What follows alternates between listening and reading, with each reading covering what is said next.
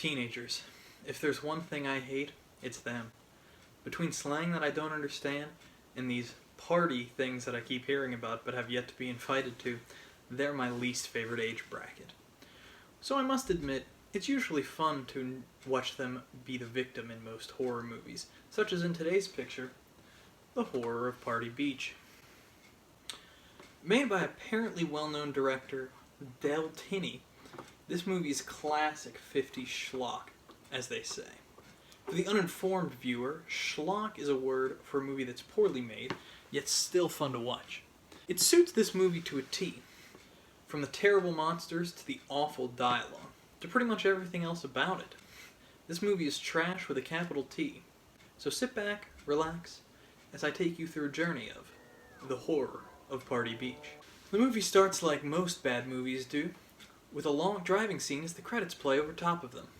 Something really stuck out to me during this, which is that it credits the songs that play in the movie. Now, we'll talk about an actual movie musical, The Incredibly Strange Mixed-Up Creatures Who Died and Became Zombies, I think is what it's called, another time, but suffice to say, I was certain I was in for a musical treat.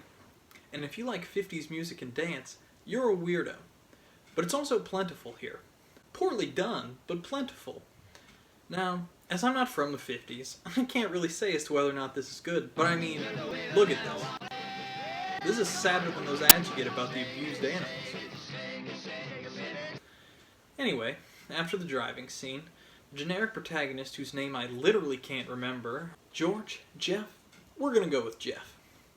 Jeff here gets yelled at by his girl because he's boring since he started doing science stuff in some stuffy laboratory rather than hanging out with her, in a scene that's composed of so many close-ups I could count the pores on each of their faces. Your experiments in that laboratory? Well, let me tell you something. I have a few experiments of my own I'm just itching to try. And they don't have one thing to do with test tubes and Bunsen burners. They split up. I never needed you. And we get to see around 15 to 20 minutes of dancing. Look at it again. Wow. I think the reason this looks bad is because there isn't anybody in this scene that's under the age of 40, despite being labeled teenagers. After some dancing, some rejects from Grease show up and crash the party. There's one of the most lame, unrealistic fighting scenes that I've seen in a long while, and this party splits. In the background of this, we see some dudes dumping cans of toxic waste into a lake of plain view of everyone in the party, but since it's the 50s, it's fine. No big deal. The toxic waste spills out, and it spills onto a nearby sea creature, creating a monster straight out of your nightmares. Jeff's girl heads for a swim, and finally, we get to see the horror of Party Beach. Except it does not look good. The poor thing looks like it's been losing a hot dog eating contest due to whatever's going on with its mouth. Also, its eyes are at the top of its head, constantly making it look kinda sad and pathetic. With how unwieldy it is on land, it's truly a terror for the ages. After going for a swim, Jeff's girl meets an untimely end by Mr. Hot Dog Monster. This sends the town into a panic. So much so that the police department uses their most successful scientist guy, whose name I can't remember because everybody in this movie is completely forgettable, to see if he can figure out what the problem is. His mate is certain it's zombies. It's a human evil thing lurking and creeping and crawling around out there in the night. I know it. I feel it. Now, this is interesting because it could work as a plot thread. If we hadn't seen the monster and simply seen the girl, it would be somewhat interesting to hear a different opinion on it, because the horror of Party Beach, you assume some kind of a lake monster. Unfortunately, they have already shown us the gagging menace at this point, so the lady just looks stupid and crazy.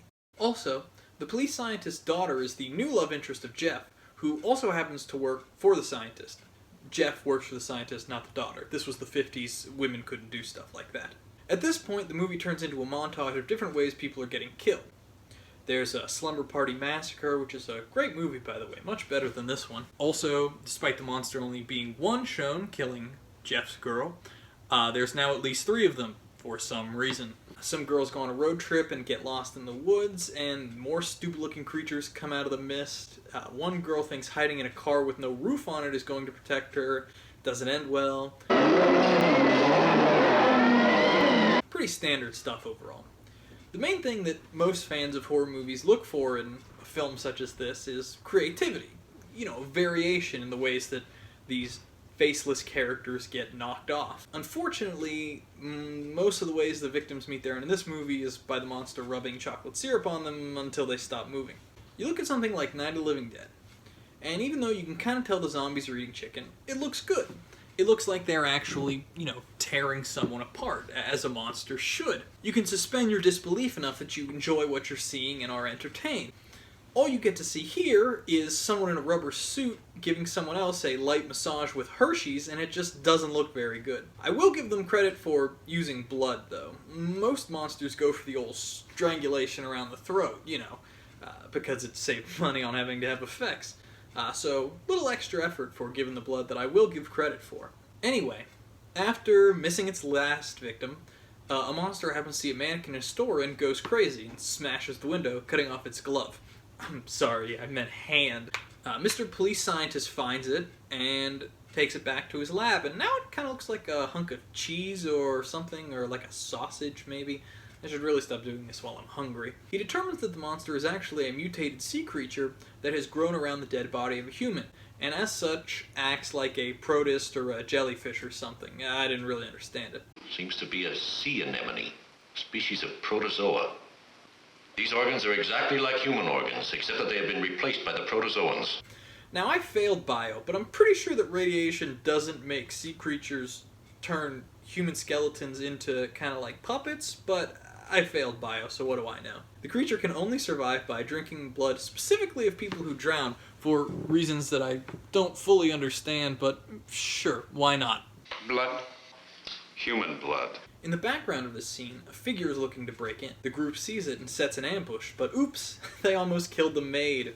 She faints and knocks over a jar of sodium onto the arm, which makes it explode. Because the creatures are made of water or something. I also failed chemistry, but I'm pretty sure sodium doesn't explode with water. I think that's potassium. This leads to an action-packed event of watching Jeff drive from what looks to be a souped-up go-kart all the way to New York from what I'm guessing is Massachusetts, but it could also be New Jersey because of the radiation dumping. I'm basing this off of a map that's in the scientist's lab that I can't quite make out. Let me know what you think it is. I'm pretty sure it's Massachusetts, though. So, while Jeff is tracking down sodium for the defeat of the monsters, the rest of the group decides to try to track them down using Geiger counters. So they all split up and do their bare minimum, attempting to toss radiation Geiger counters into different lakes to see whether or not the creatures can be found there. Only his daughter, who I literally forgot about until right now, and I'm going to call Jill for the next 2 minutes of this review, managed to find out where the monsters are hiding at some old stone quarry. She twists her ankle between some rocks, lightly running away from some bubbles in the water, and after more driving, everyone comes to her rescue and begins to throw handfuls of sodium at the monsters, making them explode. Which was actually kind of neat, I'll admit. The movie ends with Jeff visiting Jill and going out on a date because there was a love plot that's really boring and unimportant between them, and I didn't feel like including it. And let's face it, you barely care about the movie and didn't come here to hear an exposition on 50s dating culture, so why would I bother to include this? The camera zooms out from them hugging to show a voodoo doll that I think is supposed to look like the girl from the beginning, Jeff's girl who got strangled by the monster first. But I don't know, I can't really tell because it's very poorly executed. I'm probably overthinking it. Thus endeth the horror of Party Beach. All in all, this movie is more fun to watch than I had originally figured. It's got a decent blend of horrible 50s and 60s cliches, dancing, and just a little bit of wackiness that's enough to make it something that I didn't hate watching.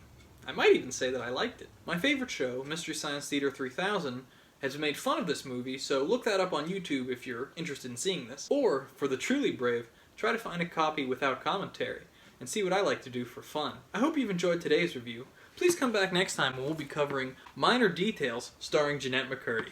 Thank you very much.